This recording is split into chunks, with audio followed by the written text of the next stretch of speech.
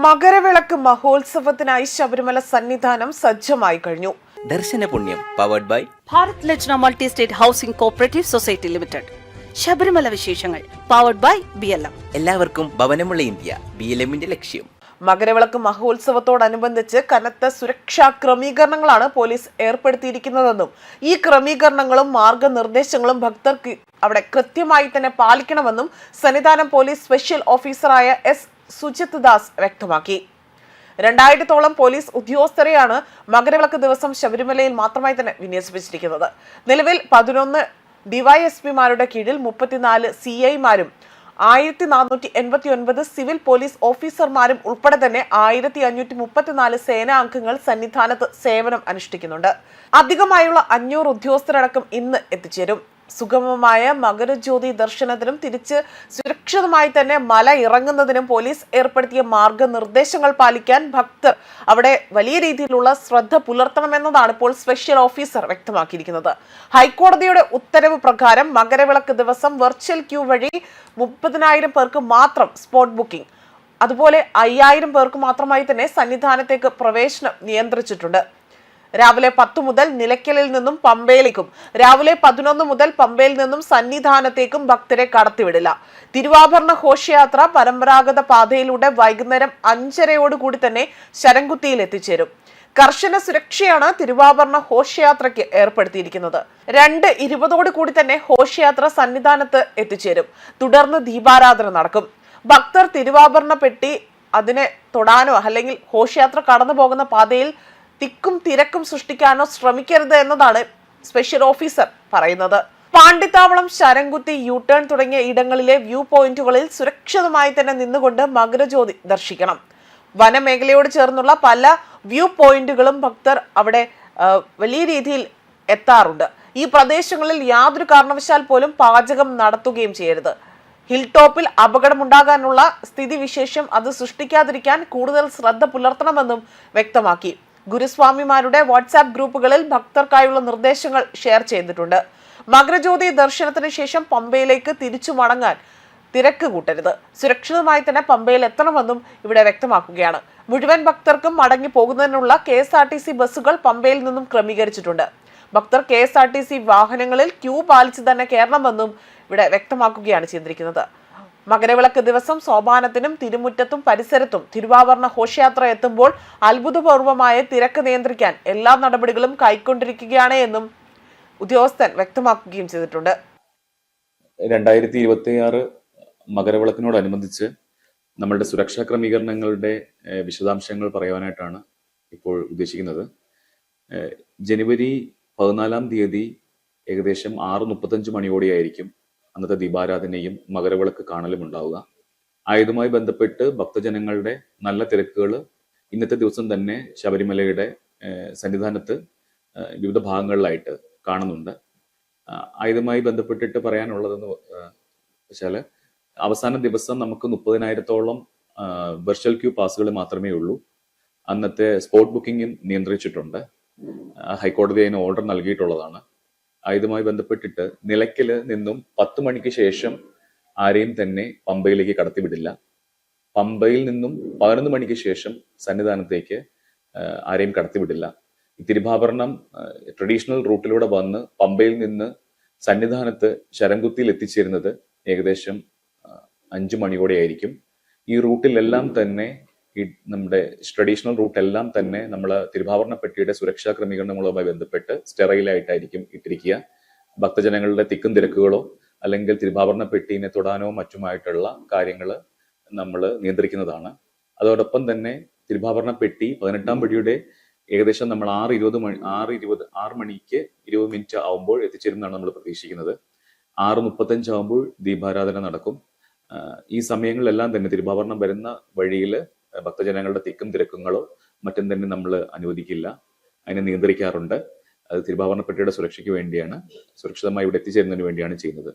മകരവിളക്ക് നടക്കുന്ന ദിവസം നമ്മളുടെ വിളക്കിന് ശേഷം നമ്മളുടെ വ്യൂ പോയിന്റ്സ് ആയിട്ടുള്ള സ്ഥലങ്ങൾ പാണ്ടിത്താവളം തൊട്ട് ശരംകുത്തി, അതുപോലെ തന്നെ U-ടേണിന്റെ ഭാഗങ്ങൾ, ഈ പറയുന്ന സ്ഥലങ്ങളിലെല്ലാം വിവിധ സ്ഥലങ്ങളിലായിട്ട് വിളക്ക് കാണാനായിട്ട് ഭക്തജനങ്ങളുടെ അഭൂതത്തിരക്ക് ഉണ്ടാകാറുണ്ട്.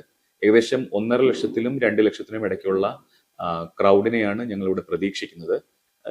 ഈ വരുന്ന ദിവസങ്ങളിലൊക്കെ തന്നെ ട്രഡീഷണൽ റൂട്ടിലൂടെയൊക്കെ എരുമേലിയും മറ്റു ഭാഗത്തു നിന്നൊക്കെ നല്ല തിരക്കുകൾ പ്രതീക്ഷിക്കുന്നുണ്ട്. ഈ വരുന്ന ആളുകളെല്ലാം തന്നെ ഈ പറയുന്ന വിളക്ക് കാണുന്ന വ്യൂ പോയിന്റ്സ് ആയിട്ടുള്ള സ്ഥലങ്ങളിൽ, ഫോറസ്റ്റിനോട് ചേർന്നുള്ള സ്ഥലങ്ങളിലും മറ്റും വിരിവെക്കാറുണ്ട്. ഞങ്ങൾക്ക് ഭക്തജനങ്ങളോടുള്ള അഭ്യർത്ഥന എന്ന് പറയുന്നത്, നിങ്ങൾ സുരക്ഷിതമായിട്ട് വിരിവെക്കുക എന്നുള്ളതാണ്.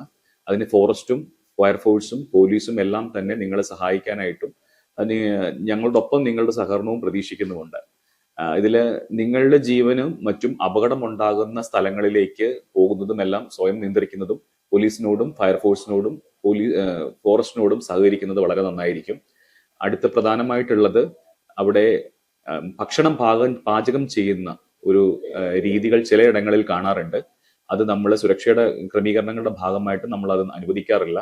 കാരണം എന്തെങ്കിലും തീ കത്തുകയോ മറ്റോ ചെയ്തു കഴിഞ്ഞാൽ ഫോറസ്റ്റ് ഏരിയ ആണ്, അത് വളരെ വലിയൊരു തീപിടുത്തത്തിലേക്ക് പോകും. അത് നിയന്ത്രിക്കാനുള്ള സംവിധാനങ്ങളുടെ ഒരു ക്രമീകരണങ്ങൾ ഈ ഹിൽ ടോപ്പിൽ സന്നിധാനത്ത് നമുക്ക് ചെയ്യുന്നതിന് പരിമിതികളുണ്ട്. അതുകൊണ്ട് നമ്മൾ അവിടെ പാചകങ്ങളോ മറ്റും നിർബന്ധമായിട്ടും അത് ഒഴിവാക്കാനായിട്ടുള്ള റിക്വസ്റ്റുകൾ ഓൾറെഡി ഗുരുസ്വാമിമാരുടെ എല്ലാം വാട്സാപ്പ് ഗ്രൂപ്പുകളിലും മറ്റുമൊക്കെ ആയിട്ട് കൊടുത്തിട്ടുണ്ട്. അത് എല്ലാ ഗുരുസ്വാമിമാരെ അറിയിക്കുകയും എല്ലാ വരുന്ന ഇങ്ങനെ തിരക്കുകളോട് വരുന്ന ആളുകളെ എല്ലാം അറിയിക്കുകയും നമ്മൾ പരമാവധി ശ്രമിക്കുന്നുണ്ട്. എല്ലാവരുടെയും സഹകരണം നമ്മൾ അതിൽ നിന്ന് പ്രതീക്ഷിക്കുന്നു. അന്ന് വിളക്ക് കാണുമ്പോൾ തന്നെ നമ്മൾ കാണാൻ സാധ്യതയുള്ള വ്യൂ പോയിന്റ്സിലെല്ലാം തന്നെ ദേവസ്വത്തിനോട് സഹകരണത്തോടു കൂടി, ഫോറസ്റ്റിന്റെയും മറ്റും സഹകരണത്തോടു കൂടി പോലീസിന്റെ സുരക്ഷാ ക്രമീകരണങ്ങൾ നമ്മൾ ചെയ്തിട്ടുണ്ട്. അപ്പൊ അന്ന് വിളക്ക് കാണുന്ന ആ നിമിഷത്തിലേക്ക് തിക്കും തിരക്കും കൂട്ടിയിട്ട് അത് അപകടങ്ങൾ ഉണ്ടാകുന്ന അവസ്ഥയിൽ നിന്നും പോകരുത്. എല്ലാവരും സ്വയം നിയന്ത്രിക്കുകയും കൂടെ വന്ന ഭക്തരോടും ആ സഹകരണം ആവശ്യപ്പെടുകയും ചെയ്യുന്നത് നന്നായിരിക്കും. അതോടൊപ്പം വിളക്ക് കണ്ടു കഴിഞ്ഞാൽ പലപ്പോഴും പമ്പയിലേക്ക് എത്രയും പെട്ടെന്ന് എത്തിച്ചേരാനുള്ള ഒരു തിക്കും തിരക്കും ഞങ്ങൾ ശ്രദ്ധിച്ചിട്ടുണ്ട്. പക്ഷെ ഈ പ്രാവശ്യം പമ്പയിൽ ആവശ്യത്തിൽ നമ്മൾ പ്രതീക്ഷിക്കുന്ന ഒരു ഭക്തരുടെ എണ്ണത്തിനനുസരിച്ചിട്ടുള്ള KSRTC വാഹനങ്ങളുടെ ക്രമീകരണങ്ങൾ നമ്മൾ പമ്പയിൽ ഒരുക്കിയിട്ടുള്ളതാണ്. പമ്പ എസ്ഐയുടെ നേതൃത്വത്തിൽ അത് ക്രമീകരണങ്ങൾ നടന്നു വരുന്നുണ്ട്. അതുകൊണ്ട് തന്നെ അതിന്റെ എത്രയും പെട്ടെന്ന് പമ്പയിൽ എത്തുക എന്നുള്ളത് മാറി വളരെ സുരക്ഷിതമായിട്ട് പോലീസിനോടും മറ്റും വളരെയധികം സഹകരിച്ചുകൊണ്ട് മാത്രം വളരെ പയ്യെ തന്നെ അത് ഇറങ്ങുന്നതിനുള്ള നടപടികൾ ഉണ്ടാവണം. നമ്മൾ അതിന് പ്രധാനമായിട്ടും എക്സിറ്റ് റൂട്ടുകൾ 2 നമ്മൾ പ്ലാൻ ചെയ്തിട്ടുണ്ട്. അതിന്റെ ഉപശാഖകൾ വേറെ ഉണ്ടെങ്കിൽ പോലും, ഒന്ന് പാണ്ടിത്താവളത്തിൽ നിന്ന് ഇറങ്ങി ദർശൻ കോംപ്ലക്സിന്റെ പിൻഭാഗത്തോടു കൂടി നടപ്പന്തലിന്റെ കൊപ്രാക്കളത്തിന്റെ ഭാഗത്തേക്ക്, നടപ്പന്തലിന്റെ പിൻഭാഗത്തുള്ള കൊപ്രാക്കളത്തിലെ ട്രാക്ടർ റോഡിലൂടെ KCB ജംഗ്ഷനിലേക്ക് എത്തിച്ചേരുന്നതാണ് ഒരു പ്രധാനപ്പെട്ട എക്സിറ്റ് റൂട്ട്.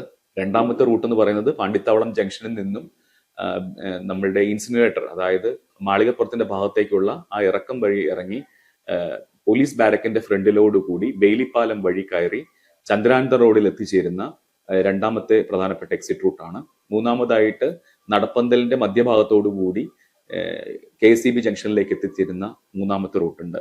ഇങ്ങനെ പ്രധാനമായിട്ടുള്ള എക്സിറ്റ് റൂട്ടുകളിലൂടെ ഭക്തജനങ്ങളെ നമ്മൾ സുരക്ഷിതമായിട്ട് വളരെ സെഗ്മെന്റുകൾ തിരിച്ച് ക്രമീകരണത്തോടു കൂടി അത് മറ്റപകട സാധ്യതകളൊന്നുമില്ലാതെ സുരക്ഷിതമായിട്ട് പമ്പയിൽ എത്തിക്കുക എന്നുള്ളതാണ് പോലീസ് ഉദ്യോഗസ്ഥരുടെ നമ്മുടെ പ്രധാനമായിട്ടുള്ള ഒരു ചലഞ്ച് എന്ന് പറയുന്നത്. അന്നത്തെ ദിവസം മകരവിളക്കുമായി ബന്ധപ്പെട്ടിട്ട് അന്നത്തെ ദിവസം സാക്രോ സാങ്ക്ടത്തിലും മറ്റും സോപാനത്തിലും മറ്റുമൊക്കെയുള്ള അഭൂതമായ തിക്കുതീർക്കൽ വന്നാൽ അത് നിയന്ത്രിക്കാനായിട്ടുള്ള പരിമിതികളുണ്ട്. അവിടുത്തെ ക്യാരിങ് കപ്പാസിറ്റി, അവിടെ എത്ര ഭക്തന്മാരെ ഉൾക്കൊള്ളാൻ പറ്റുന്നുള്ള കപ്പാസിറ്റിക്ക് അനുസരിച്ചിട്ടുള്ള നിയന്ത്രണങ്ങൾ നമ്മൾ വരുത്തുന്നുണ്ട്.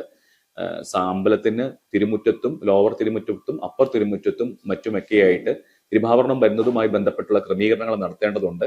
അതുകൊണ്ട് അന്ന് ഈ അമ്പലത്തിന്റെ സാക്രോ സാങ്ക്ടത്തിനും ചുറ്റുമുള്ള ക്ലോസ് ആയിട്ടുള്ള നമ്മളുടെ ഒരു ക്രൗഡ് മാനേജ്മെന്റിന്റെ ഏരിയയിൽ നിന്നും ഭക്തരെ വ്യൂ പോയിന്റ്സിലേക്ക്, മകരവിളക്ക് കാണുന്ന ഭാഗത്തേക്ക് ആളുകളെ നമ്മൾ മാറ്റുന്നതാണ്. അതിനുശേഷം മാത്രമായിരിക്കും തിരുഭാവരണം വരാനായിട്ടുള്ള അറേഞ്ച്മെന്റ്സും അതിന്റെ ക്രമീകരണങ്ങളെല്ലാം തന്നെ നമ്മൾ നടത്തുന്നത്. അതുകൊണ്ട് ഈ പറഞ്ഞ ക്രമീകരണങ്ങളുമായി ബന്ധപ്പെട്ട് ഈ വരുന്ന 1.5 to 2 ലക്ഷം ഭക്തന്മാർ ഇവിടെ ഉള്ളവരുടെ സുരക്ഷയ്ക്ക് വേണ്ടിയിട്ടാണ് പോലീസ് ഉദ്യോഗസ്ഥർ ഈ ക്രമീകരണങ്ങൾ നടത്തുന്നത്. അപ്പം ഇതിലെ എല്ലാ ഭാഗങ്ങളിലും നമ്മളോടുള്ള സഹകരണം നമ്മൾ പ്രതീക്ഷിക്കുന്നു. ഈ പ്രാവശ്യത്തെ മകരവിളക്കുമായി ബന്ധപ്പെട്ട് ഏകദേശം 2000-ലധികം പോലീസ് ഉദ്യോഗസ്ഥർ ഇവിടെ ആ സമയത്ത് അന്നത്തെ ദിവസം ഉച്ചയ്ക്ക് 1 മണി തൊട്ട് വൈകുന്നേരം ഈ ക്രൗഡിന്റെ മൂവ്മെന്റ് അനുസരിച്ച് എത്ര സമയം വരെ പോകുന്നു അത്ര സമയം വരെ അത്രയും പോലീസ് ഉദ്യോഗസ്ഥരുടെ ഉണ്ടായിരിക്കും. അന്നത്തെ ദിവസം സംസ്ഥാന പോലീസ് മേധാവിയും അതുപോലെ തന്നെ ചീഫ് പോലീസ് കൺട്രോളർ ഇവിടെ ഉണ്ടാവുന്നതാണ്. അപ്പം അതിന്റെ സുരക്ഷാ മാനദണ്ഡങ്ങളെല്ലാം തന്നെ നമ്മൾ വിവിധ തലങ്ങളിൽ നമ്മൾ ഇത് വിലയിരുത്തി കഴിഞ്ഞു. നമ്മളുടെ അഡീഷണൽ ആയിട്ട് മകരവിളക്കിന് എത്തിച്ചേരുന്ന ഫോഴ്സും നാളെ തന്നെ ഇവിടെ എത്തിച്ചേരുന്നതാണ്. ഹൈ ലെവൽ കമ്മിറ്റീസും മറ്റും കഴിഞ്ഞിട്ടുണ്ട്. അപ്പൊ എന്റെ സുരക്ഷാ മാനദണ്ഡങ്ങളൊക്കെ വിവിധ തലങ്ങളിൽ വിലയിരുത്തി കഴിഞ്ഞിട്ടുണ്ട്. എല്ലാ വിധത്തിലും പോലീസിന്റെയും അതുപോലെ തന്നെ മറ്റ് ഡിപ്പാർട്ട്മെന്റുകളുടെ സഹകരണത്തോടെയുള്ള എല്ലാ ക്രമീകരണങ്ങളും നമ്മൾ ഏകദേശം പൂർണ്ണമായി കംപ്ലീറ്റ് ചെയ്തിട്ടുണ്ട്. ഇനി ഭക്തജനങ്ങളുടെ സഹകരണമാണ് നമുക്ക് വേണ്ടത്. നിങ്ങളുടെ സുരക്ഷയ്ക്കായിട്ടാണ് ഈ ക്രമീകരണങ്ങളെല്ലാം വരുത്തിയിരിക്കുന്നത്. അതിന്റെ പൂർണ്ണമായ സഹകരണം നിങ്ങൾ എല്ലാവരും തന്നെ പ്രതീക്ഷിച്ചുകൊള്ളുന്നു.